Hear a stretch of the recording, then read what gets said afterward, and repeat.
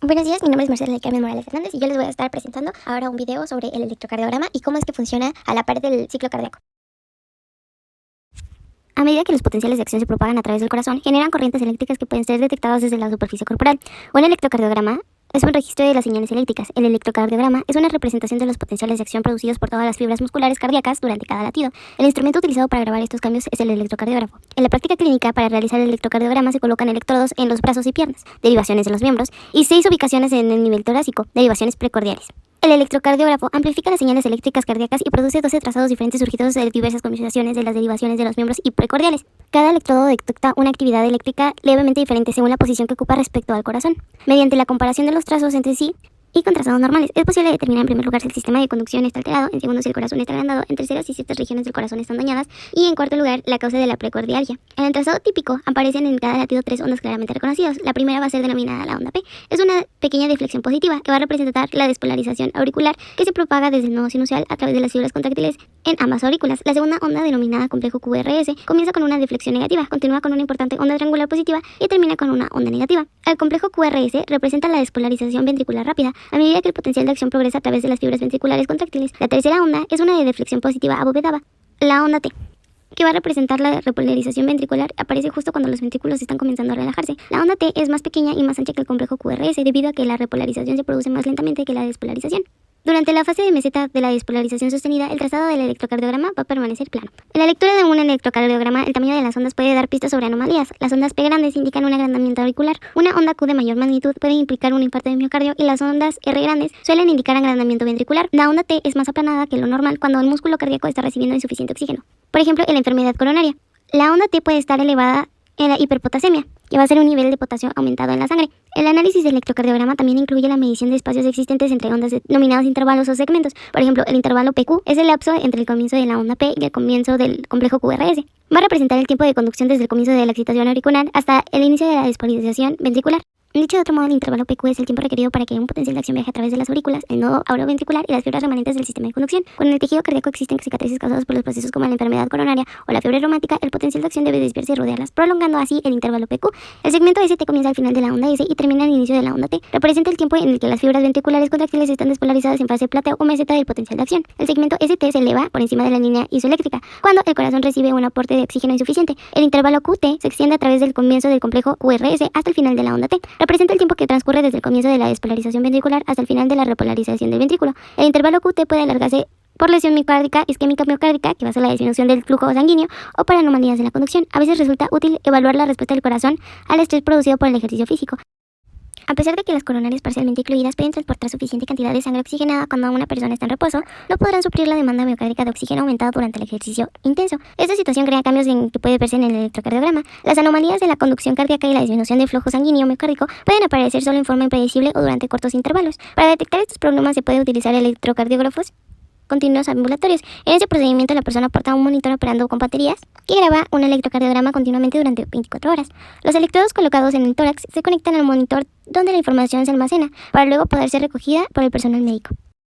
Bueno, y nos preguntaremos, ¿cuál va a ser la correlación de las ondas del electrocardiograma con la sístole auricular y ventricular? Bueno, pues las aurículas y los ventrículos se despolarizan y luego se encuentran en momentos diferentes, porque el sistema de conducción transmite los potenciales de acción por rutas muy específicas. El término sístole es la fase de contracción, la fase de relajación va a ser la diástole. Las ondas electrocardiográficas predicen el momento de ocurrencia de las sístoles y diástoles auricular y ventricular a una frecuencia cardíaca de 75 latidos por minuto. La secuencia va a ser la siguiente. Un potencial de acción que parte del nodo sinoauricular se propaga a través del músculo auricular hacia el nodo auriculoventricular en aproximadamente 0,03 segundos. A medida que las fibras auriculares contráctiles se despolarizan, aparece la onda P en el electrocardiograma.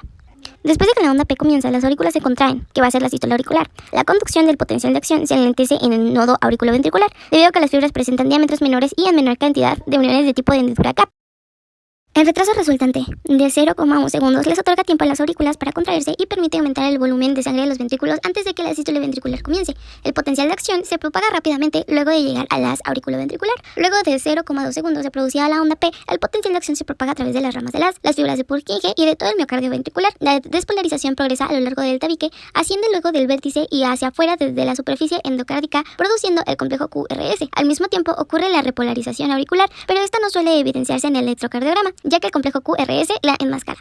La contracción de las fibras ventriculares contráctiles, o sea la sístole ventricular, comienza no bien aparece el complejo QRS. en el trazado electrocardiográfico y continúa durante el segmento ST. A medida que la contracción progresa desde el vértice hacia la base del corazón, la sangre es dirigida hacia las válvulas semilunares. La repolarización de las fibras ventriculares comienza en el vértice y propaga por todo el miocardio ventricular. Esto produce la onda T en el electrocardiograma, aproximadamente 0,4 segundos luego del registro de la onda P. Poco después de que la onda T comience, los ventrículos empiezan a relajarse, que va a ser la diástole ventricular. A los 0,6 segundos se completa la repolarización ventricular y las fibras ventriculares contráctiles se encuentran relajadas. Durante los siguientes 0,2 segundos, las fibras contráctiles de las aurículas y ventrículos van a estar relajadas. A los 0,8 segundos, la onda P aparece nuevamente en el electrocardiograma. La aurícula comienza a contraerse y el ciclo se repite. Como puede deducirse, los fenómenos del corazón ocurren en ciclos que se repiten durante toda la vida. Un ciclo cardíaco incluye todos los fenómenos asociados con un latido cardíaco. Por lo tanto, un ciclo consiste en la sístole y la diástole de las aurículas, además de la sístole y la diástole de los ventrículos. En cada ciclo cardíaco, las aurículas y los ventrículos se contraen y se relajan de forma alternada y transportan la sangre desde las áreas de menor presión hacia las de mayor presión. A medida de que una cámara del corazón se contrae, la presión de la sangre que contiene aumenta. Para analizar y correlacionar los fenómenos que tienen lugar durante el ciclo cardíaco, comenzaremos con la sístole auricular. Durante la sístole auricular, que dura aproximadamente 0,1 segundo, las aurículas se contraen. En este momento los ventrículos están relajados. La despolarización del nodo sinoauricular causa la despolarización auricular evidenciada por la onda P en el electrocardiograma. La despolarización auricular produce la sístole auricular. A medida que la aurícula se contrae, ejerce presión sobre la sangre contenida en su interior y la impulsa hacia los ventrículos a través de las válvulas auriculoventriculares abiertas. La sístole auricular contribuye con el volumen de 25 mililitros de sangre al volumen ya existente en cada ventrículo, aproximadamente 105 mililitros. El final de la sístole auricular también es el final de la sístole ventricular, o sea, la relajación. Por lo tanto, cada ventrículo contiene 130 mililitros de sangre al final de su periodo de relajación, o sea, la diástole. Este volumen se denomina volumen de fin de diástole. El complejo QRS en el electrocardiograma marca el comienzo de la despolarización ventricular. La sístole ventricular se extiende por 0,3 segundos, durante los cuales los ventrículos se están contrayendo. Al mismo tiempo, las aurículas están relajadas en la diástole auricular. La despolarización ventricular determina la sístole ventricular. Cuando la sístole ventricular comienza, la presión en el interior de los ventrículos aumenta e impulsa la sangre contra las válvulas auriculoventriculares,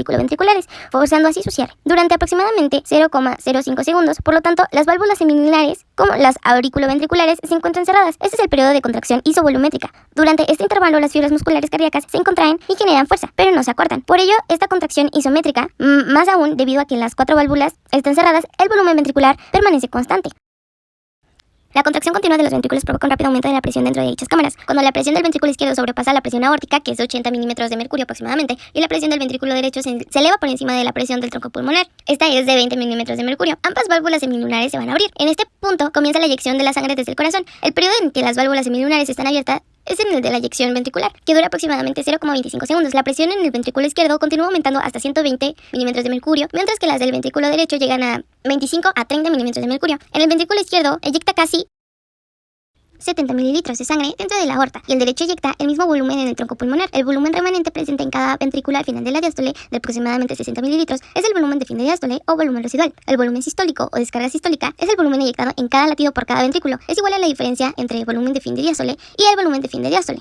En reposo, el volumen sistólico es de 130 mililitros menos 60 mililitros, o sea, 70 mililitros. La onda T en el electrocardiograma marca el inicio de la repolarización ventricular. Durante el periodo de relajación, que dura 0,4 segundos, tanto las aurículas como los ventrículos van a estar relajados. A medida de que el corazón late más rápido, el periodo de relajación se hace más corto, mientras que la duración de la sístole auricular y ventricular solo se acorta levemente. La repolarización ventricular determina la diástole ventricular. A medida que los ventrículos se relajan, la presión dentro de las cámaras cae y la sangre contenida de la aorta y en el tronco pulmonar comienza a retornar hacia las regiones de menor presión de los ventrículos. Este pequeño volumen de sangre que refluye produce el cierre de las válvulas semilunares. La válvula aórtica se cierra a una presión de 100 milímetros de mercurio. El choque de la sangre que refluye contra las valvas cerradas de la válvula aórtica produce la onda dicrota en la curva de presión aórtica. Después de que las válvulas semilunares se cierran, existe un pequeño intervalo en el que el volumen ventricular no varía debido a que todas las válvulas se encuentran cerradas. Este es el periodo de relajación isovolumétrica. A medida que los ventrículos continúan relajándose, la presión cae rápidamente. Cuando la presión ventricular cae por debajo de la presión de las aurículas, las válvulas auriculoventriculares se abren y comienza el llenado ventricular. La mayor parte del llenado ventricular ocurre justo después de la abertura de las válvulas auriculoventriculares. En ese momento, la sangre que ha estado llenando a la aurícula durante la sístole ventricular ingresa rápidamente a los ventrículos. Al final del periodo de relajación, los ventrículos han llegado a las 3/4 partes de su volumen de fin de diástole. La onda P aparece en el electrocardiograma y señala el comienzo de otro ciclo cardíaco.